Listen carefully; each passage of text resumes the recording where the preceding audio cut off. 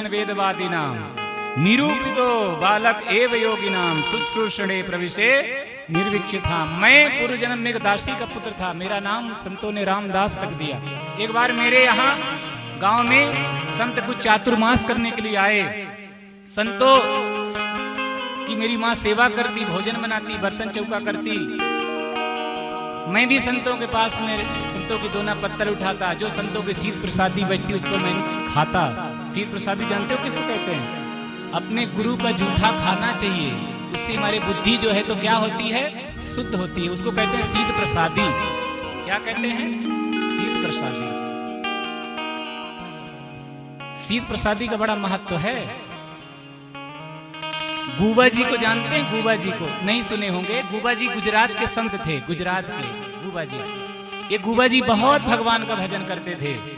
इनके एक ठाकुर थे जिनका नाम था ज्ञान राय जी। ये ठाकुर जी का नाम क्या रखे थे? ज्ञान राय। हृदय की बात जानने वाले इनके ठाकुर जी। एक बार इनको बहुत सारा धन मिला तो इन्होंने सोचा क्यों ना मैं अपने जो है तो घर में ब्राह्मणों को बुलाऊं, संतों को बुलाऊं भोजन करने के लिए। तो गए, संतों को निमंत्रण दे दिए, बोले हमारे यहाँ कल आना, भोजन करना। लेकिन इनकी पत्नी संतों से, ब्राह्मणों से बड़ा चिढ़ती थी, बहुत ईर्ष्या करती थी।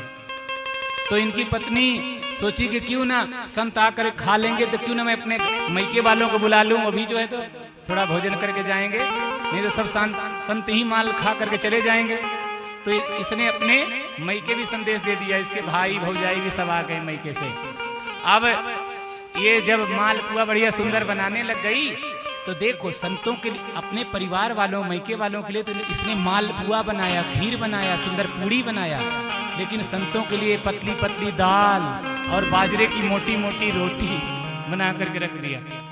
अब जब सब संत आए, ये बात सब जान गए, गूबा जी ये ऐसे जो है तो कर रही है। तो गूबा जी ने कहा अपनी पत्नी से, क्यों रे, थोड़ा जा जल तो लेकर के आ। घर में जितना जल भरा था सब वो गिरा दिए गूबा जी। इसने कहा अभी तो जल भर करके लाई थी, कहाँ गया जल? देखी तो सब मटका खाली थे जल के, सब बर्तन खाली थे जल के। तो गई अपने पड़ोस में से पड़ोसियों को बुला करके, बोली चलो थोड़ा जो है, जब कोई घर में कार्य होता है तो पड़ोसियों का साथ जो है तो पड़ोसियों को साथ देना चाहिए। पड़ोसियों का जो है तो थोड़ा सहयोग लेते हैं और पड़ोसियों को जो है तो सहयोग भी करना चाहिए। वास्तव में हम सब पड़ोसी नहीं हैं, हम सब एक ही माँ के पुत्र हैं। पड़ोसी हमारे कौन हैं? जैसे चाइना है, जापान है, लंदन है, अमेरिका, ऐसा हमारे क्या है? पड़ोसी हैं। हम तो भारत माँ की संतान हैं। अन्य देशों को मां शब्द कहकर संबोधन नहीं किया गया है, लेकिन भारत को क्या कहते हैं? भारत माता की जय। भारत को क्या कहा गया है? माँ कह करके संबोधन करते हैं, माँ कहकर पुकारते हैं। तो फिर एक माँ के जब हम सब संतान हुए तो हम पड़ोसी कैसे हुए? नहीं हुए ना। इसलिए पड़ोसियों को अपने जो घर के बगल में उनका घर था उनको लेकर के, अपने परिवार जनों को लेकर के, गूबा जी की पत्नी गई जल भरने के लिए, नदी में जल भर करके लेकर के आने लग गई। यहाँ पहले ही जो है तो पंगत लगा कर गूबा जी सब संतों को बैठा दिए और एक तरफ पंगत बैठा करके उनके जो है तो अपने ससुराल वालों को बैठा दिए।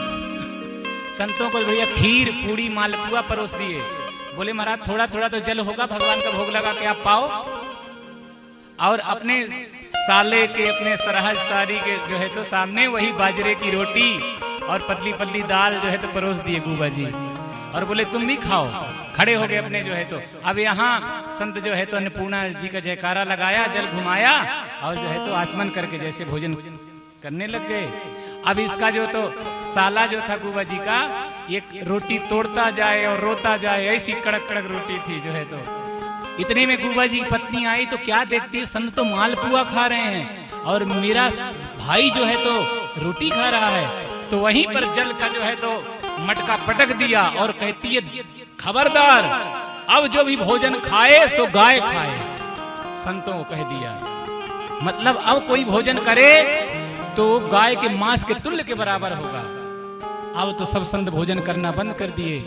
गूबा जी ने कहा इसने क्या कर दिया, इसने तो अनर्थ कर दिया। आकर गूबा जी जो है तो बोले महाराज भोजन करना क्यों बंद कर दिए, खाओ। सब संतों ने कहा आपकी पत्नी ने क्या कहा, सुना नहीं आपने? कहती है कि जो खाए सो गाय के मांस के तुल्य होगा, हम नहीं खाएंगे। गूबा जी ने कहा अरे आप नहीं समझे, मेरी पत्नी बड़ी नासमझ है, पढ़ी लिखी नहीं है इसलिए समझदार नहीं है। इसका कहने का भाव ये नहीं था। इसका कहने का भाव ये था कि अब जो खाए सो गाय गाय खाए, चुपचाप कोई न खाए। जो भी भोजन करें तो गा गा करके बढ़िया भोजन करें। अच्छा, अब सब संत जो है तो भजन कीर्तन गा गा करके भोजन करने लगे। अब इसने सोचा देखो तो सही, मैंने इनको मना किया और ये भोजन कर रहे हैं। तो कहने का अभिप्राय शीत प्रसादी का बड़ा महत्व होता है। नारद जी कहते हैं कि संतों की मैं सेवा करने लग गया। एक दिन संतों